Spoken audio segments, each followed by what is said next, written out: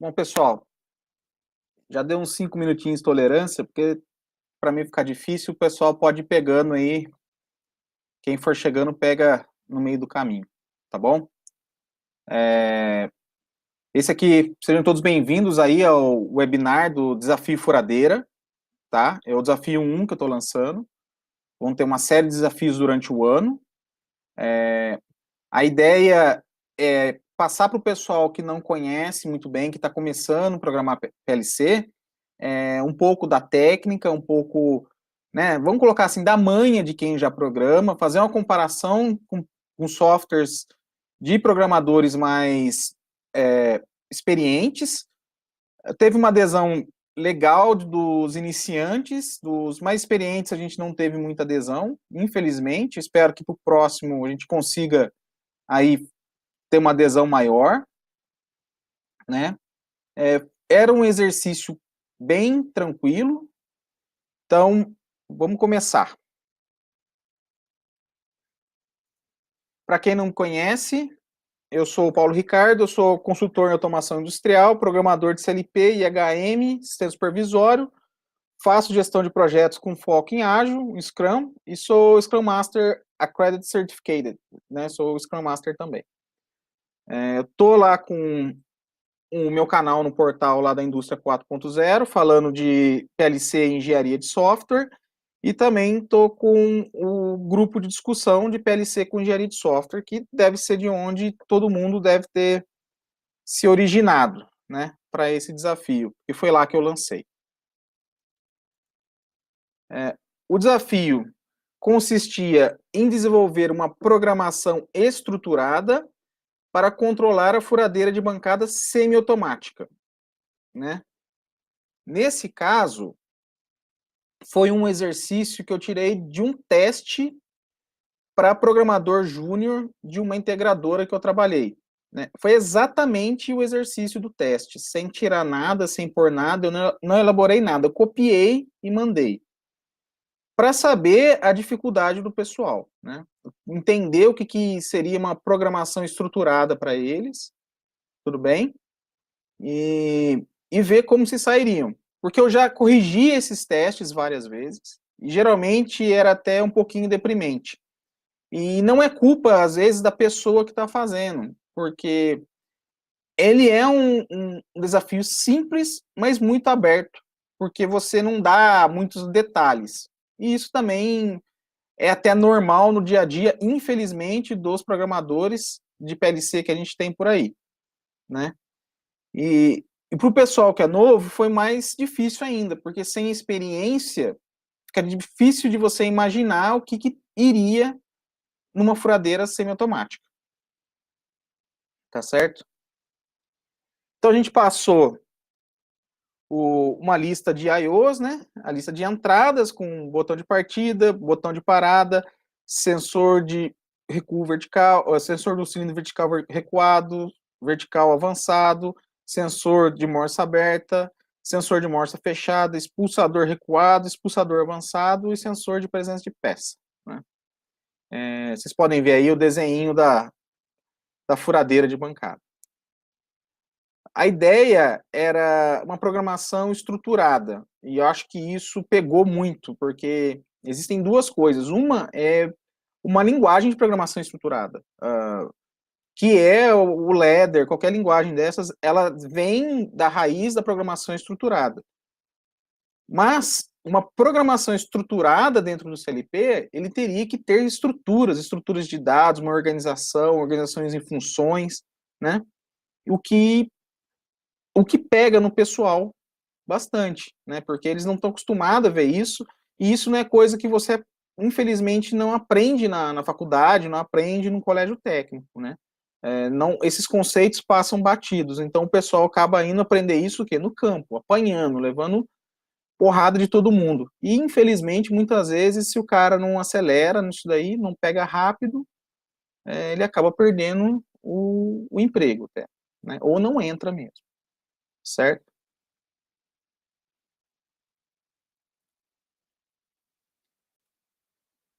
Estava lá com as saídas, que eram poucas, tá? Bem poucas. o motor da furadeira, a válvula era simples solenoide, então só tinha para avanço, né, ou a descida do cilindro vertical, para fechar a morsa e para avançar o expulsador. Era bem simples mesmo, era bastante coisa, né?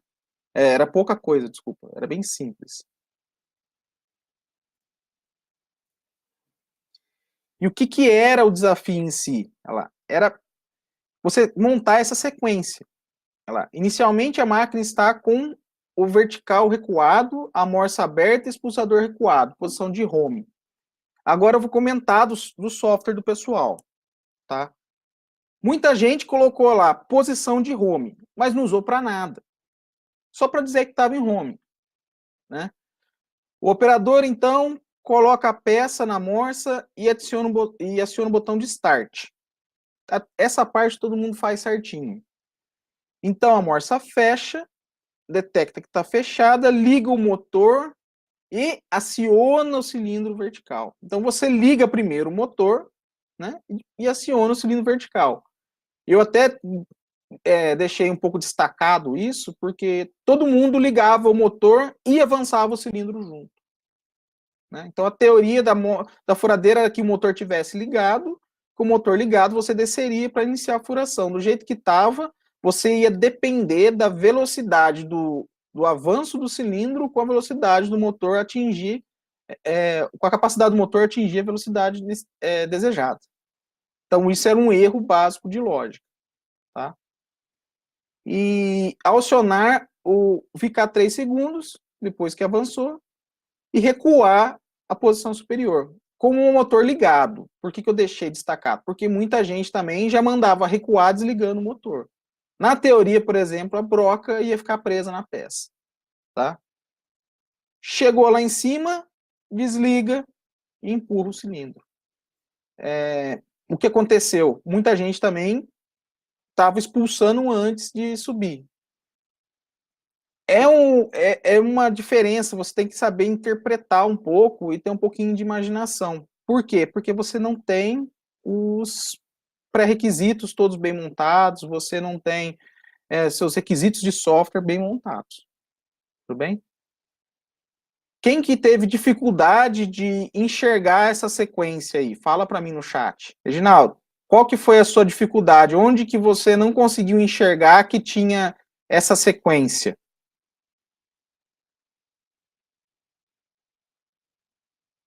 Pode falar, a gente está aqui agora para isso mesmo.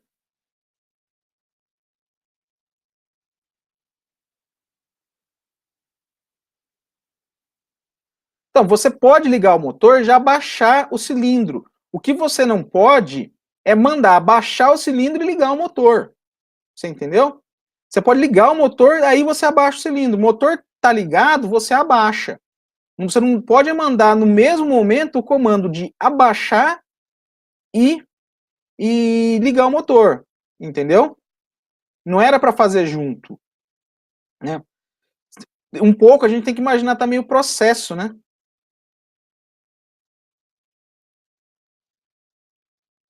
Mas eu quero fazer uma pergunta, assim, é difícil imaginar uma sequência olhando um texto assim. Algum de vocês imaginou em colocar no papel, numa forma de um fluxograma, ou de uma sequencinha de passo 1, vou fazer isso, com uma sequência com uma receita de bolo, o que ia fazer? Alguém teve essa ideia de fazer isso? Ou saiu programando?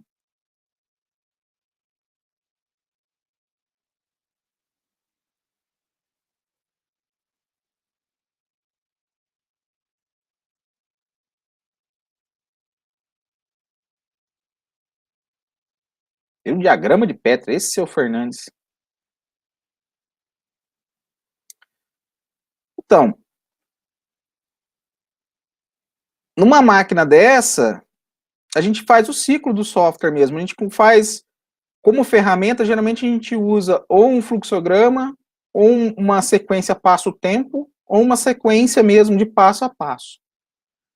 Mas eu percebi que muita gente, pelo software que eu vi, não percebeu que isso era uma máquina que tinha que funcionar numa sequência. Não controlou os estados anteriores do que aconteceu na máquina, entendeu? Por isso que eu faço essa pergunta aqui. A furadeira era uma máquina combinacional ou era uma máquina sequencial? Alguém sabe responder isso? É sequencial, isso aí, né? Se ela é uma máquina sequencial, né? Vamos parar para pensar lá. O que ela está obedecendo? Ela obedece uma sequência de acontecimentos, uma sequência de fatos para você chegar a um determinado estado. Então, quando você faz a sua linha de programação, você tem que levar em consideração exatamente isso, que fatos ocorreram.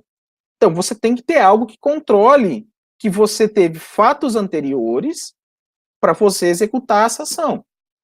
E por que eu pergunto isso? Porque quando a gente fala muito da máquina em home, isso é muito comum para máquina na parte de manufatura, você tem que pensar o seguinte: a minha posição de home, ela pode estar servindo para desabastecimento, como para um fim de ciclo. Como que eu vou saber que eu estou num desabastecimento ou que eu estou num fim de ciclo? Quem dita isso para você são as sequências de fatos que ocorreram anteriormente, a sua sequência da onde você está na sua sequência, correto? Então, só para deixar um pouco mais claro, porque eu percebi que teve gente que programou como se fosse combinacional, né? A máquina combinacional você pensa da mesma forma da eletrônica digital. Circuitos lógicos combinacionais são aqueles cujas saídas são função exclusivamente de uma combinação de valores atuais dos sinais de entrada do circuito. Então, um exemplo clássico de uma máquina combinacional, você programaria como se fosse somente uma combinação, seria, por exemplo, essa válvula solenoide aí S1 que vocês estão vendo. A S1, ela está abrindo desde o que QLT não, o que o transmissor de nível 47 ali não esteja acionado, que ele não esteja indicando nível alto, uma chave de nível não estivesse indicando nível alto. Ela vai abrir. Um tanque aberto, ninguém vai se preocupar com cavitação da bomba mesmo, geralmente, ela vai abrir. Certo? Não importa se a bomba está ligada ou não, se for um funcionamento automático. A mesma coisa para a válvula S2. Tendo nível dentro do transmissor 48, ela pode abrir. Ela não depende do fato da bomba estar ligada, a bomba ligou, aguardou, foi verificada alguma condição, foi lá, abriu-se a válvula S1, verificou-se a condição da válvula S1, se eu tenho fluxo, se eu não tenho fluxo, verificou-se que eu estou lá tendo abastecimento de todo o tanque. Não faz nem sentido. Não é o caso. Não vai interferir. Para ela, tem água, beleza. Não tem água, beleza. Não tem água, eu fecho ela. Para poder encher o tanque. Então, isso é uma máquina combinacional quando a gente pensa em programar PLC. Né? Esse é um exemplo clássico. E muito interessante saber disso, porque daí você pode utilizar até mesmo um mapa de Carnot para fazer uma diminuição da sua lógica, para aprimorar a sua lógica. Entendeu? Não sair colocando um monte de contato, travando o seu software, não funciona porque você ficou tão preso a certas coisas que você está tendo redundâncias de estados e acaba tendo problema na sua lógica. Em contrapartida, nossa furadeira, que é a máquina sequencial, ela basicamente depende dos estados atuais das entradas para determinar qual será a saída. Porém, o seu estado atual só foi alcançado após uma sequência de outros estados. Em eletrônica, estudamos como máquinas sequenciais síncronas, né, que depende de uma visão toda do que está acontecendo. Gente também agora trabalha muito com máquinas de estado, tá? Máquinas de estado, elas são um pouquinho diferentes, mas partem do mesmo princípio. Se você quiser fazer um diagrama de estados para uma máquina sequencial, também funciona, tá? Funciona legal. Eu já fiz uma vez e foi uma ferramenta legal. Esse era um primeiro conceito que tinha que ter, e que em alguns softwares não tinha. Você percebia claramente que que o software que eu recebi, que não estava seguindo uma sequência, você não tinha um controle de uma sequência. O que você estava fazendo ali? O que estava acontecendo era que você olhava e ali na linha estava assim, ó, cilindro está avançado, liga o motor. Mas não sabe se o cilindro foi avançado em manual, foi avançado em automático, se houve o abastecimento de peça, se não houve abastecimento de peça. Se houve os estados anteriores para chegar ao ponto de você fazer aquilo. Entendeu? Até aí, todo mundo bem? Todo mundo entendeu a ideia? Legal. Esse é um conceito básico de identificar se a máquina é sequencial ou combinacional, que também muita gente não acaba aprendendo da escola, nem nada. E também acaba não tendo a assimilação de falar, poxa, eu estudei eletrônica, tinha esse negócio de máquina sequencial, será que não dá para aplicar? Não é parecido? Porque precisa de alguém que dê os caminhos, os mapas mentais para você chegar lá. Se não tiver uma orientação, vocês não chegam. Aí você vai descobrir isso só quando você vai para o mercado de trabalho. Quando um programador mais experiente vai te ensinar e vai te falar, aí uma hora vai te dar uma luz, poxa, era para eu ter já me entendido com isso, mas eu não consegui assimilar o conceito que eu conhecia com aquilo que eu tô aqui na minha frente agora, tá? E agora para falar da programação estruturada, toda máquina, por mais simples que ela seja, como a nossa furadeira, tem que possuir uma forma organizada e estruturada dentro do seu software. Ponto final. Não interessa se tem 2 cilindros. Não interessa se tem um cilindro e uma presença de peça. Ela tem que estar estruturada lá dentro. Você tem que ter o controle. Você tem que saber dividir o seu software, escrever as suas variáveis de forma que uma pessoa qualquer consiga compreender seu software. Isso faz parte. Teve software que estava tão desorganizado e tão sem nenhuma estruturação, isso independe também da IDE, mesmo algumas que são muito limitadas, você pode e deve estar organizando organizando e estruturando seu software. Tem que estar organizado e estruturado. Você consegue fazer isso mesmo com as limitações, você consegue deixar mais claro para as pessoas.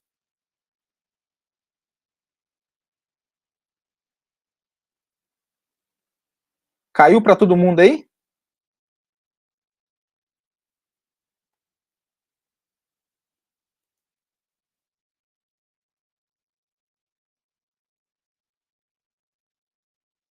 Ah, beleza. Então foi só para um que caiu só para saber.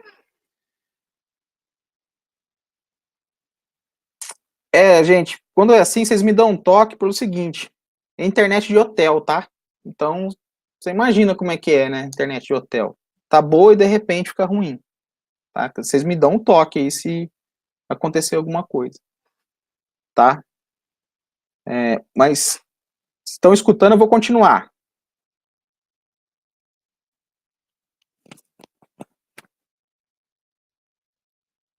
Beleza. Então, o que acontece? Eu peguei software que literalmente eu tive que começar a colocar no papel do lado para entender o que estava acontecendo para saber se funcionava ou não. Porque estava muito desorganizado. Estava muito. Tem software, vou dar um exemplo, o Logo, o software do Zélio, eles não são fáceis de organizar mesmo. Eles são uma imitação horrível. Mas eles também não são CLPs. Eles são relés programáveis. Então eles têm pouquíssimos recursos. Mas mesmo esse software dá para fazer, tá? Dá para ir lá, colocar um nominho em alguma coisa, entendeu? Dá para tentar puxar o seu diagramazinho para um canto, gravar a memória, puxar para o outro, expandir, deixar a página grande, mas deixar limpo. Se você olhar, tipo, 10 linhas, uma seguindo da outra, meu, você tem que imprimir, pegar uma caneta e começar a rabiscar de outra cor, que senão você não entende. E sem colocar o nome, procurando lá na linha embaixo, em cima, nossa, é um Deus nos acuda. Aí uma maquininha com uma furadeirazinha pequena dessa, fica parada 3 horas porque tá difícil de compreender aquilo que está ali dentro. Então a gente tem que fazer. Não tem desculpa para não fazer. Se a gente é um profissional na área de software, é obrigação nossa fazer. Então, para quem está começando, já venha com esse pensamento. Porque é normal. Eu, quando comecei também, eu juro por Deus, um dia eu achei um backup de um software meu, da minha primeira célula de robotizada. Eu fiquei morrendo de vergonha do software que eu fiz. A minha vontade era fazer um novo e ir lá pedir para eles deixarem eu colocar no lugar. Mas eu acho que nem está rodando mais a célula. Então é normal. Então é por isso que tem esses desafios, para a gente tentar ensinar vocês que tem que agir dessa forma. Beleza?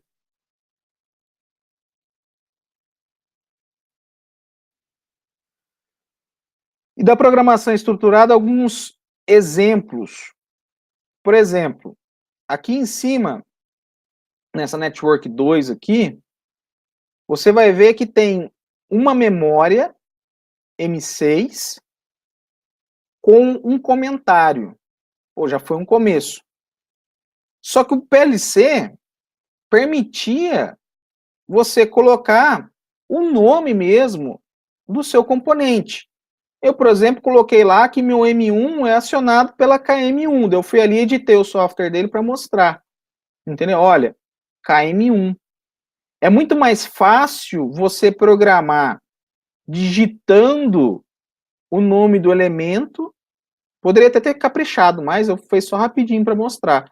Mas eu poderia ter colocado lá KM1 underline M1 motor furadeira. Tá certo fazer isso. O que tá errado é deixar o M6. Porque quando eu for procurar, o M6 não é nada. O KM1, ele é alguma coisa. Eu consigo ter uma relação com um esquema elétrico. A mesma coisa aqui embaixo. Tentou fazer o certo. Usou a tag com nome. Foi até no TI Portal esse último. Mas esqueceu das boas práticas para se criar a variável. Colocou C cedilha, espaço, pontuação. Esse tipo de coisas, recorrentemente, criam falhas no software. Mais ou menos há uns 3 dias atrás, num grupo de WhatsApp, tinha um cara que não entendia por que não funcionava, por que não funcionava. Quando eu fui olhar a estrutura dele, eu falei, pô, você está colocando cedilha, você está colocando circunflexo no nome das variáveis, isso aí dá pau. Limpa isso, recompila e faz download. Tá funcionando? Ah, agora tá. É. PLC não vai gostar da sua ideia bonita de colocar o C cedilha. É caractere especial. É igual você colocar caractere especial no nome da sua pasta no Windows. Se você der um pau para recuperar, você não recupera. É difícil você identificar o caractere especial. Entendeu? E para quem ainda não entendeu esse conceito, lembrando que lá no meu canal, lá da Indústria 4.0, tem um artigo de boas práticas para criar variável. Da mesma forma que para você estruturar, tem lá toda uma parte de estrutura de dados. O importante nessa fase de criar as suas estruturas é ter um entendimento do que são as estruturas de dados heterogêneas. Então lá tem um material falando disso, inclusive tem um vídeo criando estrutura de dados dentro do PLC que mostra como estruturar. É um vídeo curtinho, dá para assistir. Então, para o próximo desafio, a exigência básica do software é ter estrutura de dados. Beleza? Todo mundo certo aí? Todo mundo acompanhando? Legal. Quem aí vai continuar colocando cedilha no nome da variável ou vai só estar usando o M sem colocar nome na tag? Conta para mim.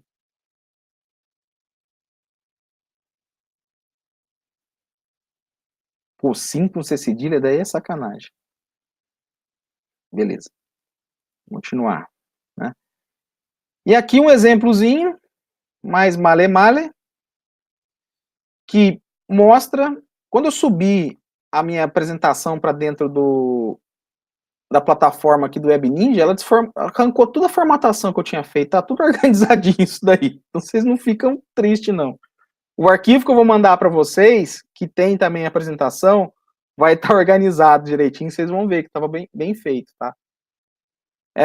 Vocês podem ver aí que quando eu gerei as minhas variáveis, né, eu criei lá modo de operação, e dentro do modo de operação, eu tenho lá meus modos que eu estou fazendo para o meu software automático, manual. Eu criei aqui um modo especial que é fora do meu modo de operação comum e criei a minha simulação. Eu criei uma estrutura para tratar somente do motor. Dá uma olhada aí nessa M1 que tem aqui, ó. Vai ver que embaixo ela tem o QMX, porque eu criei uma estrutura chamada motor. Pode olhar aqui, ó, estrutura motor. Pode olhar na frente da M1. Não sei se dá para vocês verem o meu mouse, eu acho que não. Mas tem na frente dela a estrutura M1. E é o tipo de estrutura que eu criei. Aí eu declarei uma variável desse tipo. Então lá dentro ela está com um xizinho, porque poderia ser do M1, do M2, do M3, do M10, do M30, né? Todas têm que o disjuntor, a contatora e até a falha. O disjuntor, uma falha da contatora e o liga, né? Então, daqui para frente, eu tendo 10 motores, todos eles têm essas mesmas características. Então, eu estruturei um motor. Da mesma forma que eu estruturei uma válvula, eu fiz com que eu representasse aquele objeto, aquele meu acionamento, dentro de uma estrutura. O clássico, para quem está aprendendo programação, seria você fazer estrutura aluno. O aluno tem nome, endereço, data de nascimento e RG. O meu motor tem disjuntor, contatora, eu estou tratando uma partida direta, uma falha de disjuntor, uma falha de contatora e liga. Certo? Então, é a mesma coisa. Então, é esse tipo de estrutura que eu quero ver para o próximo desafio, porque agora vocês já sabem disso, e agora vocês vão ver de novo, para quem não viu, o vídeo que eu mostro estrutura de dados dentro do PLC. Né? Aqui um pouquinho mais detalhado, fica mais fácil de ver, né, que eu te falei. M1, uma estrutura de motor, e eu criei uma estrutura de falhas aqui, ó, do motor. Tá certo? Para ficar mais dividido ainda. Eu não fiz muito bem, eu fiz correndo. Geralmente eu faço o mapa das minhas variáveis para que o nome também não seja muito grande e realmente faça sentido a minha estruturação. Não adianta também eu dividir. Agora, todos os disjuntores, eu vou lá e crio uma estrutura com um array de 10 disjuntor para o motor. Entendeu? A gente tem que ter um pouquinho de coerência. Então, às vezes, tá até bonito ver a estruturação, mas o nome ficou tão grande que ficou complicado. Você tem que ver se você tinha que subdividir tanto assim, ou se poderia estar no mesmo nível. Por exemplo, a falha do disjuntor está na mesma falha. Isso. Tem esse detalhe, Luiz. Vários CLPs têm um limite de caracteres da tag. O que acontece é que, por exemplo, quando você cria uma estrutura, você geralmente trabalha dentro de uma memória. Quando você trabalha dentro da memória, aí tem umas diferenças, né? Quando você trabalha criando a memória, você vai estar com limite de 8 caracteres, por exemplo, que nem o Jefferson falou, porém você não está com limite de dividir a sua estrutura. Agora tem uns que não aceitam nem a estrutura. Vou dar um exemplo. Quem já mexeu com Micrologix 1500, 1200, ele não tem nem como você dar nome para a variável. É B3, B1, entendeu? Aí a sua estruturação é uma coisa meio documental. Você cria um documento no qual você indica qual o range de memória você vai usar para cada um dos seus equipamentos. Você determina, por exemplo, que você está usando uma faixa do B3 para motor, e então você pegou lá 3 motores para dividir, que o primeiro bit sempre vai ser o liga, o segundo bit vai ser sempre, aí tem que ser documentado, e aí a variável tem que sofrer um comentário grande, tá? Porque quando você tem opção, como por exemplo dentro do 1200, da Siemens, não estou falando nem de CPU grande, quando você tem a opção do Compact Logics, da própria Allen Bradley, entendeu? Quando você tem essas opções, já são mais comuns, você consegue dar o nome da variável de um tamanho maior, mas você acaba dispensando o comentário da variável. O comentário acaba sendo demasiado e atrapalhando a leitura, né? Então, é por isso que eu falei da estruturação. Mesmo dos mais simples, igual estava o logo lá, você consegue colocar, por exemplo, que você está tratando do cilindro 1. Você coloca lá CL1 sensores, para poder indicar. Coloca o comentário e cria o documento. E o documento é atrasado. A forma que aí que está, o Antônio. A forma que eu criei é a forma que a gente deveria criar. Você cria uma estrutura padrão do modo de operação. Para o segundo desafio, eu não vou criar a estrutura de novo, vou copiar dali. Acabei criando uma biblioteca. É a mesma coisa as funções, né? Aqui, como você cria uma FB, por exemplo, para motor dentro do Siemens, tratou, funciona, foi testada, por que você vai fazer sempre outra? Não, eu vou usar ela, eu crio uma biblioteca para mim de funções, né? Como que funcionam os padrões que você vê aí dentro das empresas? São nada mais do que bibliotecas e documentação que te direciona para que você utilize nomes de variáveis, estrutura de dados, de forma padronizada. Essas mesmas formas, estruturas de dados, vão ter relação com o esquema elétrico, tá certo? Então, vem desde o esquema elétrico, todo padronizado as tags. As suas funções são padronizadas e também os locais onde você faz cada coisa, né? Então, você normaliza, padroniza todo o software. Fica mais fácil para quem? Para a manutenção. A manutenção já sabe o nome de tudo e vai lá. Mas a mesma coisa vale para você. Eu não consigo lembrar com detalhes de um software que eu fiz há 6 anos atrás. Se é um software que eu fiz sem ter nenhum padrão, e eu não me organizei, eu dar manutenção naquele software vai ser um pesadelo. Imagina para uma pessoa que não fez. Consegue imaginar isso? Cara, é máquina parada. Máquina parada é dinheiro. Se tá perdendo dinheiro para uma besteira, alguém vai rodar. Ou você não presta mais serviço para essa empresa, ou um mantenedor vai ser mandado embora, alguém roda. É fato. Deixa parado uma linha produtiva por meio-dia porque você não conseguia identificar um problema lá dentro, porque você não consegue entender o software.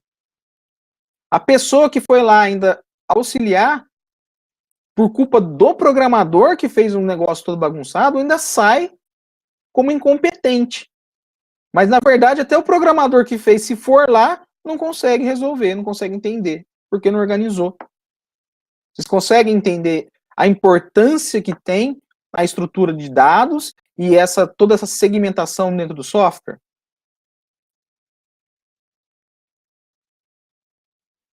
Vocês conseguem ver isso daí?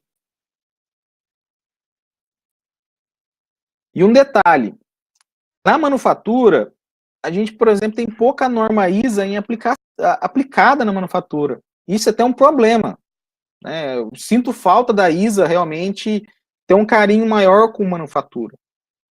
Porque se você pega na parte de processos químicos, né, na parte de processos em geral, as normas da ISA dão uma luz para tudo isso. A ISA 88 é uma mãe. Não é fácil de aplicar, porque você tem que entender, mas ela é uma mãe. Ela auxilia o programador, quem desenvolve faz tudo, porque ela dá um norte para você nomear suas tags, ela dá um norte para você dividir o seu software. Agora, como que você vai saber dividir, por exemplo, uma linha de produção de bala? Você pode querer dividir de uma forma, mas a empresa já tem a sua própria divisão e estruturação. Entendeu? Aí vai de muita conversa para saber o que a empresa determinou como áreas, como áreas de acionamento, áreas de controle, para que você consiga orientar isso daí. Entendeu?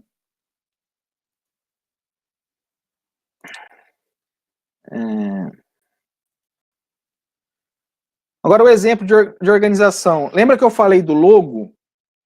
Eu fiz um exemplo simples. Quem olhar esse software do logo aqui, eu tinha tentado uma empurradinha em umas coisas para ficar um pouco mais longe, mas estava lá B001 e não falava o que é. E só uma linha que vem lá de baixo. Você tem que ficar arrastando ali para ver, opa, quem que é esse, esse não, esse sim. E é difícil, leva tempo para você ler. Dá trabalho. Se tivesse colocado pelo menos ali, ó, como eu coloquei um CL1, eu já saberia que eu tenho que procurar só o que é relacionado com o CL1. Entendeu?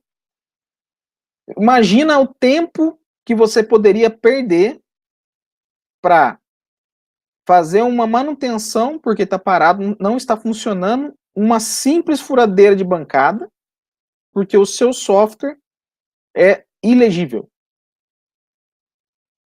de forma dinâmica. Complica, né?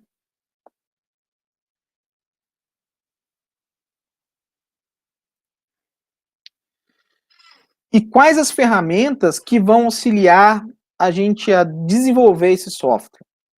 Alguém pode citar aí algumas ferramentas?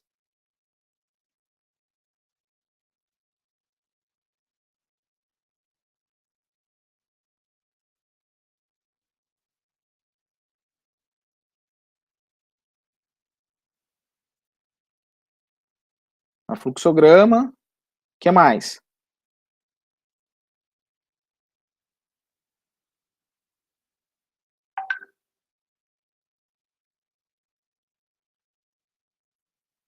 Alguém tem alguma outra ferramenta? Trajeto passo vem do pessoal da mecânica. A maioria do pessoal que vai fazer PLC não sabe interpretar o trajeto passo, Jefferson. Mas é legal, eu gosto.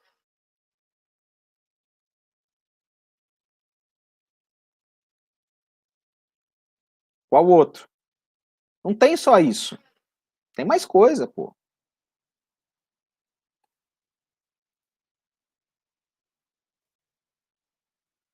Você pode fazer uma cadeiazinha de passo mesmo. Esse exemplo que eu estou dando é de uma das estações do demonstrador da indústria 4.0 da FEIMEC 2016. Tá? Eu coloquei um que eu fiz, que eu tinha que explicar para o pessoal do robô como que ia funcionar. Foi eu que estava fazendo ali como que a coisa ia ser, eu estava definindo. E eu fiz tipo um trajeto passo e não rolou. Ficou meio confuso.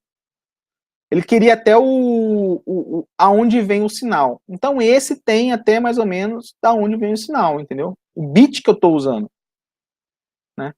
Vocês podem ver ali, ó, envia PLC, envia confirmação de RFID gravado, start 2 PLC para o robô. Mapa de Carnot é útil para simplificar quando você tem uma máquina combinacional. Mas o que seria básico da máquina combinacional seria uma tabela da verdade, antes do mapa de Carnot. Incrível que pareça, tabela da verdade é usada, gente. Eu fui obrigado a entregar uma até para um cliente. Se vocês conhecem o NIC-BR, por onde passa a maioria da internet do Brasil, eu fui lá, a empresa que eu trabalhava tinha vendido sistema de bomba lá para refrigeração, só que quem fez uma doideira, entendeu?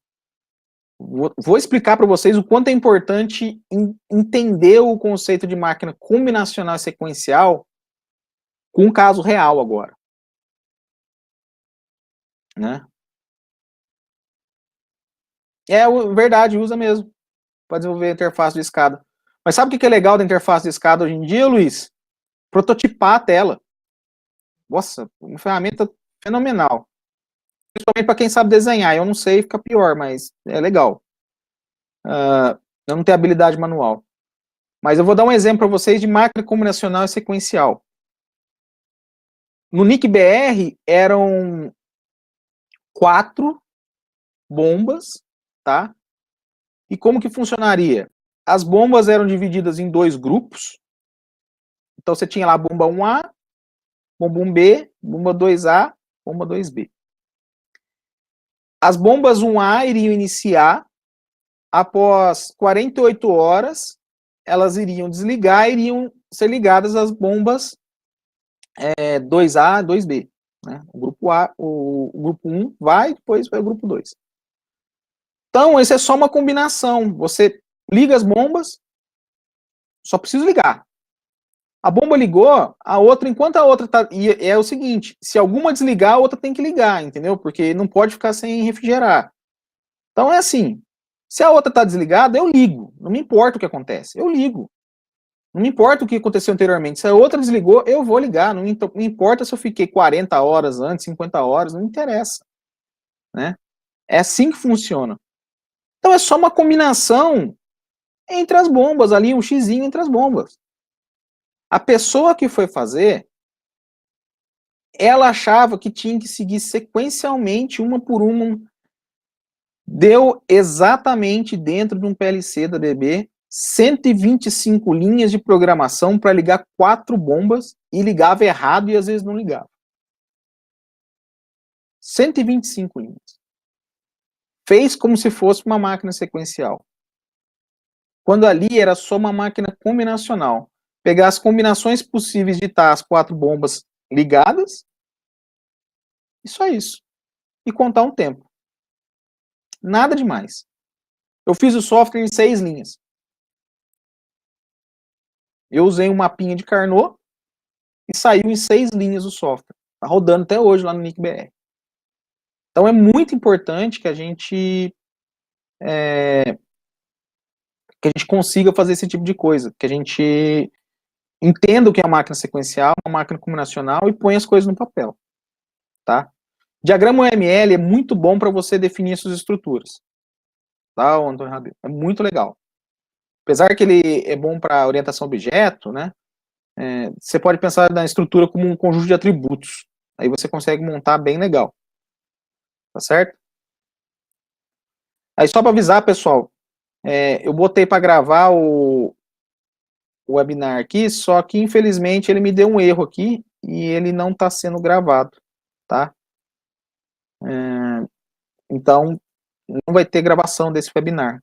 Para o próximo eu vou ver o que eu consigo fazer para poder gravar, tá certo?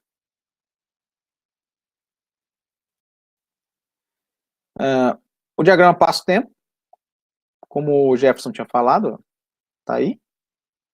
Principalmente com pneumática, mecânica, se usa muito. É muito comum você pegar um dispositivo com muita coisa pneumática e receber um diagrama passo-tempo. E o nosso fluxograma. Esse fluxograma que vocês estão vendo aí é o da furadeira. E ele vai estar junto aí, eu vou passar para vocês um link para vocês com tudo que eu fiz para essa furadeira aí. Tá? Eu vou passar para vocês. Aí no final eu mando o link. É uma pena não ter conseguido gravar, porque eu ia colocar tudo isso lá no portal. Mas deu pau no meu Filmora aqui, não sei o que aconteceu. Não quis gravar. E uma coisa que é onde eu bato muito. Eu usei o Visage. O Visage, na verdade, a gente acaba usando ele para parte de negócios, né? De BPM. Dá até para simular o BPM dentro dele. Mas ele também funciona legalzinho para fazer fluxograma, tá? E aqui a gente entra no que eu bato muito. A gente não usa engenharia de software para fazer software. E tem que usar. Então, eu aqui coloquei da forma mais tradicional possível os requisitos funcionais. Tá? Um dos requisitos, naquele documento que estou mandando para vocês, tem requisitos, tem, se não me engano, 15 requisitos funcionais e 15 requisitos não funcionais. Tá? O que acontece? Essa é a forma correta, tá? Essa é bem tradicional, tá? Do requisito, de se mostrar. Para os próximos eu vou mostrar do jeito que eu gosto, que é com user stories, tá? Eu acho bem melhor, acho bem, sei lá, mais legal. Eu gosto mesmo, acho que retrata melhor. E é um pouquinho menos formal, mas eu acho que ele dá liberdade para você colocar mais informação. Então, esse aqui seria o requisito funcional do modo automático, né? Com todo o controle de alteração, nome, prioridade, né? Então, quando você tem algo como isso, como o requisito funcional, você consegue pegar cada um dos pedacinhos do seu software e ter descritos.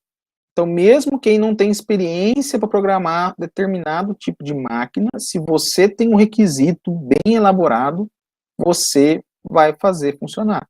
O difícil é você conseguir levantar todos os requisitos de uma máquina de uma vez. Mas, se você consegue levantar os requisitos, você está bem. Você consegue saber o que você vai programar. É por isso que o meu lá é PLC com engenharia de software, porque eu brigo por isso. Tá? Pessoal de automação tem que aprender que se você faz software, você tem que usar engenharia de software. Acabou. Não tem outra discussão. Ou você nunca vai entender onde você está perdendo dinheiro quando se trata de software, e nem o porquê que se programa tanta coisa errada ou tanta coisa faltando. Tem que usar. Então, se alguém quiser dar uma lida em requisitos e tentar fazer o seu, meu, maravilhoso. É sempre interessante. Né? E agora eu vou passar para vocês a parte das técnicas de programação de sequência de automático. Quero fazer uma pergunta antes de começar a falar delas. Qual é a técnica para programar sequência de automático que vocês usaram?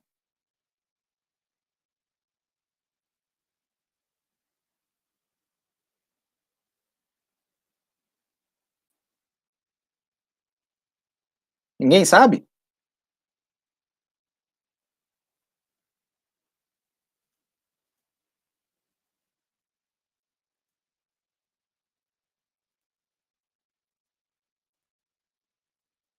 Ninguém sabe aí?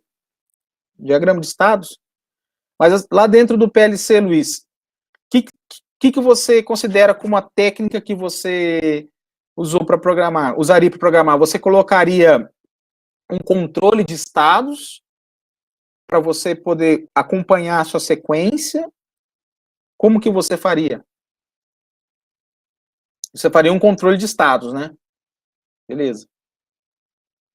Controle de estados geralmente te atrela à máquina de estados.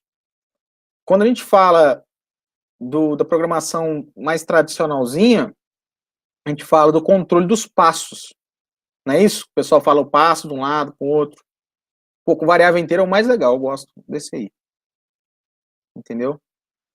O resto do pessoal, quem que usou aí? Sabe que o pessoal gosta de usar bit, ô Luiz? Porque na hora que eles dão um cross-reference no bit, eles sabem onde eles estão acionando. Por isso que eles gostam. Eu já tive cliente que me obrigou a usar bit por causa disso. É preguiça de pensar.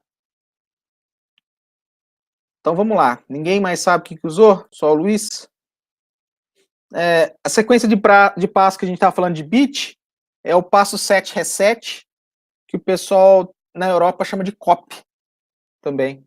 Por usar a set reset do Ladder, que eles chamam de copy. O Ladder.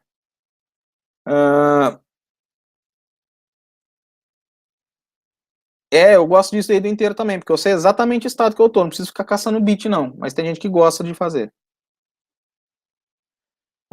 O que acontece? Eu queria saber quem que aprendeu fazer sequência de passos 7 reset ou com um inteiro, seja como for, na faculdade ou no técnico?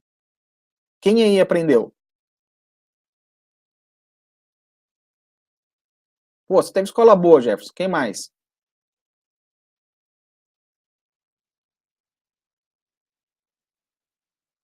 Você teve um técnico bom. Quem mais aprendeu aí? Não, né? Jefferson, parabéns. Manda indicação do curso técnico, isso é uma exceção. Eu nunca vi na faculdade, meus amigos nunca viram no técnico na faculdade, foram ver na hora de trabalhar. Então, para quem não viu, essa é uma das formas de fazer, tá? Esse é o circuito, esse é o set reset, tá? Para usar para controlar o passo. Geralmente você usa um vetor ou uma série de bits com o nome passo 0, 1, 2, 3, 4, 5, por aí vai. Cada vez que você usa o passo, você seta. Aí tem os truquezinhos nesse aí. Cada vez você seta, daí você verifica se aquele bit está setado no próximo passo. Né? Você pode olhar aqui, ó, passo 0, eu setei o 10. O 10 tem que estar ativo para eu poder avaliar o 20. Aí tem gente que não bloqueia o passo, então ele pode entrar a hora que quiser. Tem gente que faz seta e depois reseta, já parei de usar o passo, já reseta, parei de usar o passo, já reseta. Eu acho muito confuso, eu acho que todo mundo que eu vejo usar come bola, larga para trás. Eu, quando eu tive que usar, eu sempre fui setando todos os bits, bloqueando para não setar novamente, uma vez que passou o passo, passou.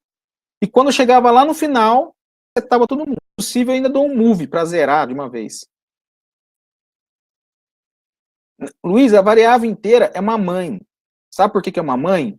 Porque se você quer colocar mensagem dentro da IHM, você pode fazer um teste list e usar como índice o inteiro. Pro SCADA, se for fazer no Ladder, é o melhor. Mas o que acontece? Né? Vou até passar para ela agora, que ela, se não me engano, ela é a próxima. Aí, esse aqui, comparador, eu fiz a sequência de home da furadeira em Ladder, usando essa parte de comparação. O que acontece? Primeiro, como você faz você sempre está fazendo a comparação, né, o passo comparador, que é com o inteiro, você nunca deixa aquele passo executar fora do local. Primeira coisa. A segunda coisa é que você tem um índice que você pode usar dentro de uma EHM, dentro do supervisório, para você informar o que está acontecendo. Você não precisa criar bit adicional, fazer nada mais. É a segunda coisa que eu acho excelente. Por que que o pessoal, tem muita gente que gosta do bit e não gosta do inteiro? Porque o inteiro, eu tenho que olhar aqui, o meu passo agora está mandando ligar o motor. Aí eu tenho que ir lá no acionamento do motor e ver lá no local que manda avançar o que está acontecendo que não acionou, onde você está debugando. O cara, quando usa bit, ele fala, pô, onde eu estou usando? Ele vai lá, clica em cima do bit e dá um cross. Aí já vai mostrar para ele, ó, tá usando aqui, não verifica 1 ou não verifica 0. Ah, é aqui que deve estar. Ele vai lá. É só por isso.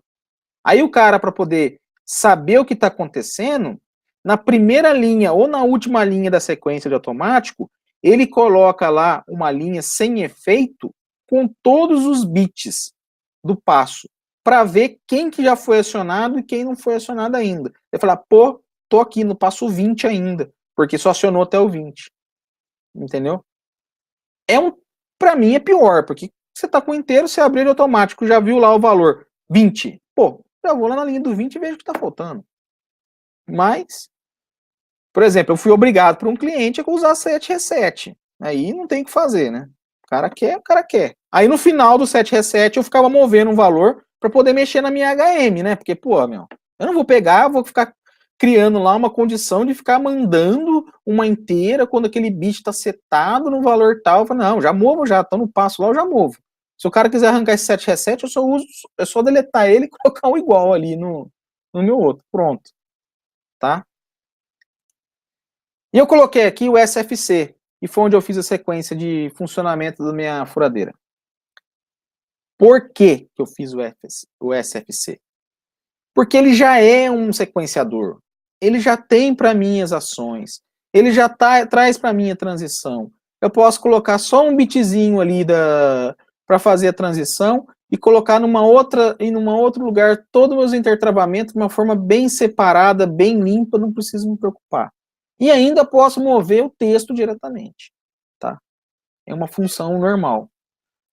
Simples para o cara da manutenção identificar o que está acontecendo, porque ele olha ali, tá azulzinho parado. Pô, no Siemens é lindo, porque ele fica vermelho, ó, tá faltando alguma coisa aqui, tá lá vermelhinho, o cara só olha lá, pô, esse aqui tá vermelho, lá, tá faltando ele ir para frente.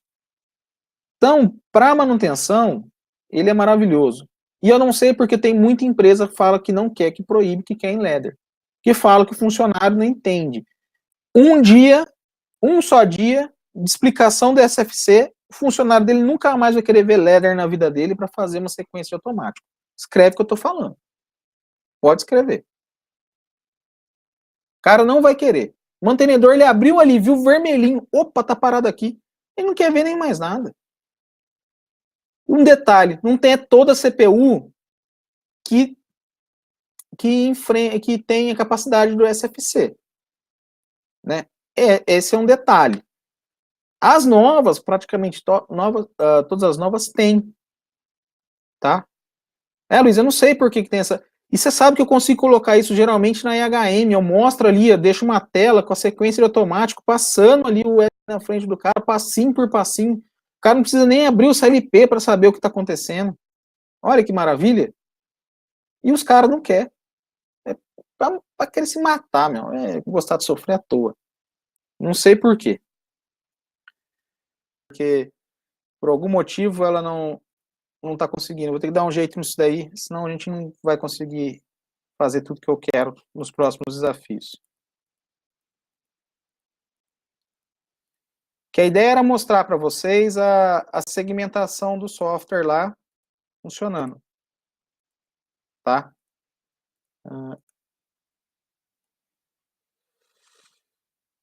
E aí, basicamente era o que eu queria falar para vocês. Eu ia mostrar para vocês a segmentação funcionando. O próximo webinar eu vou dar um jeito nisso aí da máquina virtual. Não sei por quê. Não está rodando.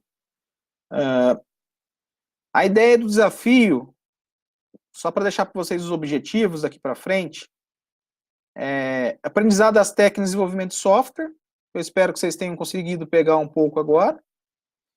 Aprendizado da estrutura de dados. Aproveita para olhar lá no canal. Uma noção de documentação. E se o pessoal do grupo, o pessoal que está frequentando os desafios, se enganjar, a gente vai gerar uma biblioteca padrão, com estruturas padrões, com bloco para motor, com bloco para válvula, com bloco de comando de modo de operação, tudo padrão. E a gente vai criar um software colaborativo. Beleza? O que vai ser um software colaborativo? Eu vou fazer um pedaço, o Reginaldo vai fazer outro pedaço, entendeu? O Antônio faz um outro pedaço e a gente coloca tudo para rodar junto. Gostaram da ideia?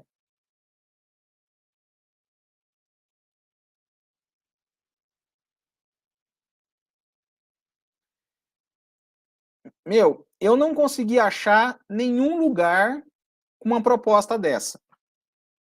Tá certo? Não consegui achar uma proposta de aprendizado dessa forma.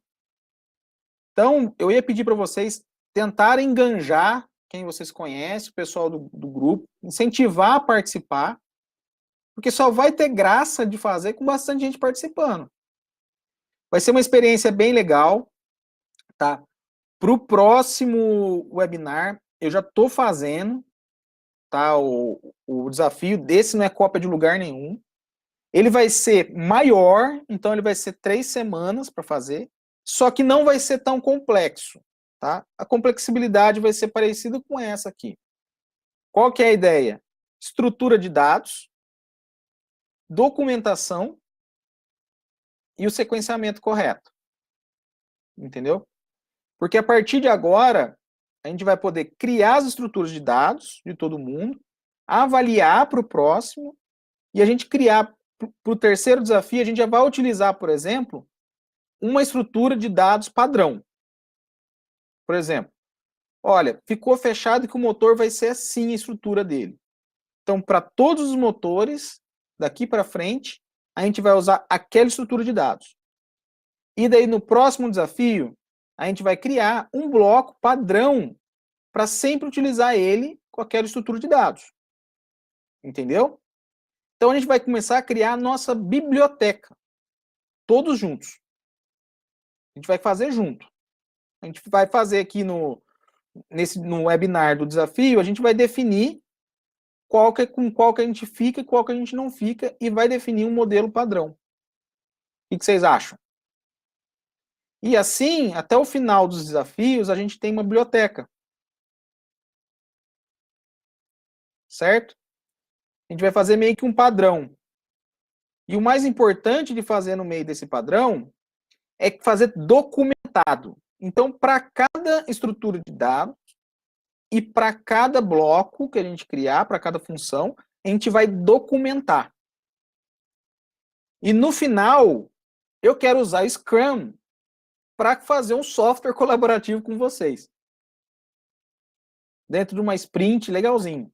Bem basicão, mas vai ser bem legal. Né? Então, espero que vocês continuem se enganjando em fazer. Faça o software, mesmo se não der para fazer inteiro, faz um pedaço, faz todo mundo junto. Pede ajuda lá no grupo. Eu fico sempre que possível online. Qualquer pergunta que vai lá, o mais rápido possível eu tento responder. E a gente tenta se ajudar e a gente vai fazer. Tá? A única coisa que vai mudar. Pro primeiro, eu queria saber como que todo mundo tava, qual que era o nível e o que vocês iam escolher para fazer. No segundo, a coisa já vai ser um pouco diferente. Eu vou padronizar o software que a gente vai usar. Não tem como eu fazer uma biblioteca no Siemens para depois o outro querer usar no CodeSys. Não vai dar certo, não vai dar legal. O cara vai ter que ficar copiando, fazendo. A gente vai perder tempo e vai perder a dinâmica do desafio. Né? Então eu escolhi já o CodeSys como plataforma por ser gratuito. Então é acessível para todo mundo. E a gente vai usar ele com o real time dele. O real time dele custa $70, mas a gente não vai gastar, porque é o seguinte, ele é para rodar o soft PLC de verdade. Uma máquina que você fosse colocar para rodar numa fábrica. Mas eles são bonzinhos, ele deixa rodar 30 minutos. E a gente precisa dele para ter biblioteca de acesso. E, inclusive, a gente vai configurar módulos de rede lá dentro. Tá certo? A gente vai configurar módulos de rede. Eu ia mostrar isso para vocês agora na máquina virtual, mas deu esse pau. Porque já tem um que eu fiz, eu testei para ver se dá legal para fazer. Né? Então, o que acontece? No final, eu quero que vocês entendam isso. No final, a gente vai ter uma estrutura de dados genérica, padrão, com blocos de uso padrão. A gente vai fazer o design das telas. A gente vai chegar num ponto, a gente vai prototipar a tela e vamos fazer o design da tela. A gente vai sair com um padrão de programação, que é uma coisa que me pediram no grupo de WhatsApp da ISA, no meio do ano passado, vamos desenvolver um padrão. Pelo desafio, a gente vai conseguir. E o legal de usar o CodeSys é que ele é feito para o Festo, ele serve para Backoff, ele serve para o Schneider Soul Machine também dele, o ABB. Então, Vago. Então, são várias empresas. Então, é uma biblioteca que você pode já usar depois, no seu dia a dia, se for do seu gosto, e que você pode facilmente, garanto para vocês, terminando esse desafio, o que vocês adquiriram de conhecimento é facilmente transportado para qualquer outra plataforma. É só aprender a IDE, que vai. Vai por mim que vai. Porque a mesma que eu uso ali no CodeSys, eu uso no meu Siemens, eu uso no Rockwell. No meu dia a dia. Beleza? Gostaram da ideia? Então, se gostaram da ideia, vamos enganjar, vamos pedir para o pessoal participar, vamos pegar em cima. Terça-feira à noite eu lanço o segundo desafio. Vai ser um desafio de 3 semanas, porque vai ser um software maior, mas a complexibilidade da sequência é mínima. Estou mandando para vocês agora o link. Ali dentro eu coloquei o software meu que eu fiz no Codesys, a apresentação do webinar, tá ali também um esqueminha elétrico bem meia boquinha que eu fiz para furadeira, só para fazer. Eu coloquei junto o fluxograma para vocês, uma listinha de I/O, tá bom? E eu fiz uma planilha que eu espero que vocês gostem, que é uma planilha de análise de variáveis, que você vai colocando as suas estruturas e ela sai do lado a sua variável montadinha, para você ver o tamanho que ficou a sua variável, para saber se você vai querer utilizar para você fazer a sua análise, se está muito grande, se está pequeno, como que está o nome. Ela já vai concatenar a sua variável para você ver. Está em Excel, beleza? Eu vou jogar aí para vocês o fluxograma, eu estou mandando imagem e a simulação apresentada no YouTube é do Codesys, exatamente. A que eu fiz no YouTube é do Codesys. É o software que eu estou mandando para vocês, tá? É o software que eu fiz, que eu apresentei, é o que eu estou mandando para vocês. Exatamente ele. Tá bom? Só copiar o link aqui para vocês.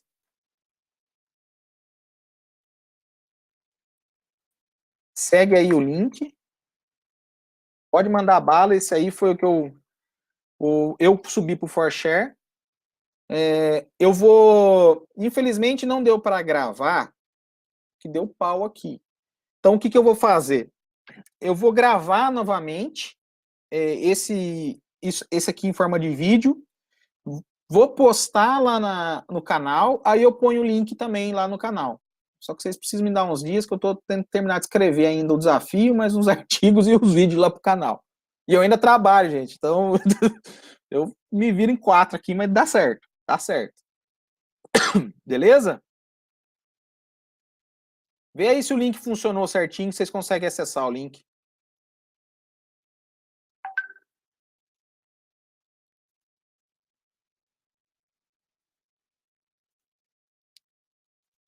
Funcionou?